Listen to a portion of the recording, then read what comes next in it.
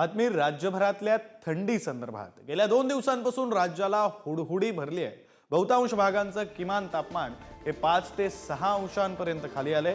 आणखी काही दिवस थंडीचेच राहण्याची शक्यता सुद्धा आहे। प्रतिनिधी छगन जाधव आपल्यासोबत आहेत। अधिकचा तपशील त्यांच्याकडून घेऊया। छगन, राज्यभरात थंडीची लाट सध्या पाहायला मिळते। हवामान विभागाचं नेमकं काय म्हणणं आहे या संदर्भात?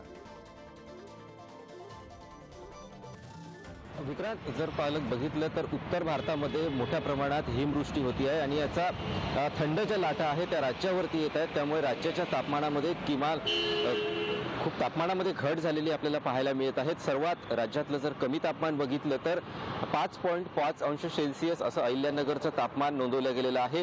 यासोबतच पुणे असेल, नाशिक असेल, इथला पारा देखील घसरल्याचं चित्र पाहायला मिळत आहे। अजून पुढील 3 दिवस तापमानांमध्ये कमालीची घट होणार असल्याची संकेत हवामान विभागाकडून मिळते आहे।